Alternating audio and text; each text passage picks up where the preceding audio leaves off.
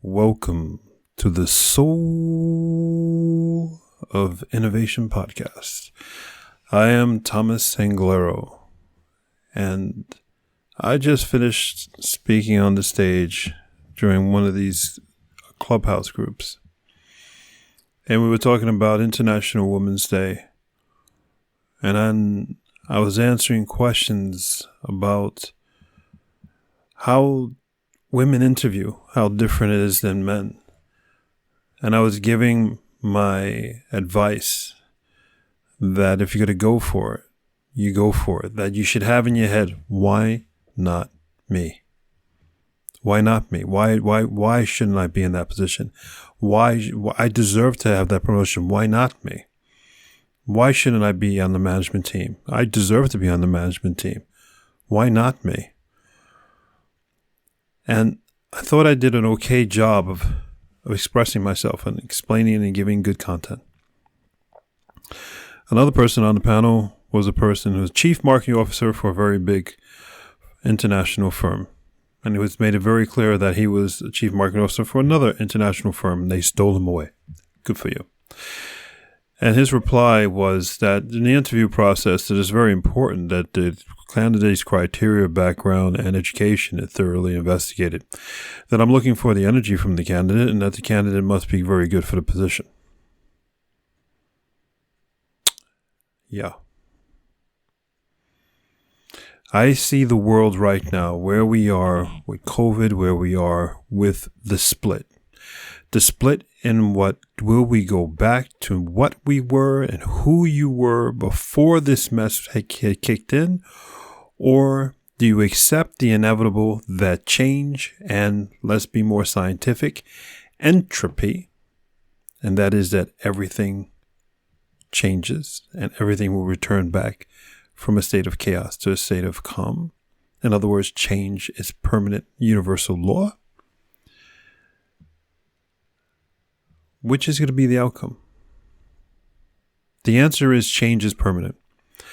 And that the mess that we got this corporations and the world into, and the mess that you got yourself into, was based on pleasing people from this old world, that when you interview for a job, you have to make sure you have the right credentials, the right education, the right tone of voice, the right everything to impress this one individual sitting across from you from the table that owns the keys to your future and your life. Or you be you. Explain that maybe you didn't have a chance to go to college. You didn't have the money. Maybe you had a kid when you were early in life. Maybe you had a sick parent that you had to take care of. But now you have a moment, you have a chance. You've done with those life responsibilities. You don't have the education. You don't have the paperwork. You don't have the experience. But you know what?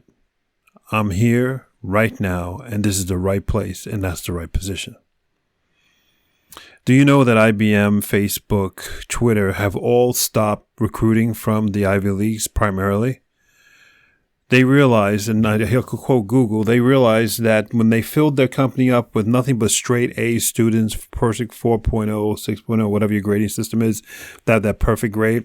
Well, that once they had a couple, like what they said, once we passed 5,000 of these perfect graded students, we realized we had the worst corporate culture possible. These people had no culture and no sense of socialness. And they said they'll never go back to recruiting from degrees ever again. They now recruit without degrees. They want to know who you are, what you're made out of. They're now hiring more people without degrees and people with passion, people with focus, people who've gone through life and experienced everything and are now ready to kill it. Those people are much better than people who got perfect A's, had the college degrees paid for, had tuition, had mom and papa take care of them, and now Google's taking care of them, and they are horrible employees. My point with this whole thing is that this is your moment. And that all these people in the corporate world, if you choose to be so damn corporate, there's nothing wrong with being corporate, but there's got to be some sort of balance, because you have to look at the rearview mirror. You have to look at the mess called our history. And that occurred because the corporate way is falling apart. It's literally rocks falling off a cliffside. And slowly over time, the sea and the waves will come and deteriorate the rock, and the rock will disappear. And that is the corporate culture that's falling apart. We have things like like Clubhouse. We have things like social media, which 15 years ago, no one would have ever imagined it would do what it has done to this world. And all those things are just more and more waves hitting the shore, hitting the hillside, deteriorating the rock, pebble by pebble, grain of sand by grain of sand, and the universe's law of entropy, and that change is constant, and that you can't beat it, is actually what you have to accept to succeed. This is a little bit different, but what I'm trying to say is that tonight, when being confronted with my alter ego, when it comes to living your life, do you want to be known as the corporate guy, corporate girl? You follow the rules of the book. You go home, you're corporate. Or as he said at the very end, he said, hey, I give you one bit of life of work advice. Fake it till you make it. Which means fake being a professional at work and then be the whoever you are at home. Not good advice. Don't live two lives. Be who you are all the time. Don't fake a damn thing. Every time you fake something, it costs you. Because now you got to remember what you faked, and you have to do that faking again and again and again to every single person that you faked it to. And you can't blow it. If you blow it one time, they call you out. You're full of shit. Fake it till you make it costs you your soul. Being who you are enriches your soul. I don't hate corporate. I hate bad culture. I hate people who sell themselves out for money.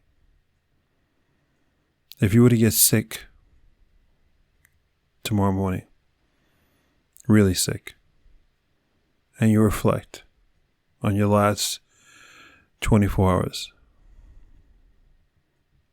do you want to be proud that you attended every meeting, you were good on those phone calls? Or do you want to reflect that you were your authentic self at every one of those meetings, and you spoke up with your authentic voice in every one of those phone calls? It's a big damn difference. Go forth and spread beauty and light. Spread yourself. Be a wave coming against the shore. Over and over again, waves come. Whether there's wind or no wind, there's always waves coming into the shore, deteriorating the beach, which represents the past. And after every wave, the beach is never the same. Life will never be the same. Be a wave. Change the world. Change your life. And you'll have a beautiful life. I love you. I am truly your biggest fan. And I don't want you to have any regret or any doubt. I don't want you to hesitate. I want you just to be and to love. Be yourself. Let everyone around you know who you are. You could do it with your voice. You could do it with a stare. You could do it with a glance. You could do it with a smile.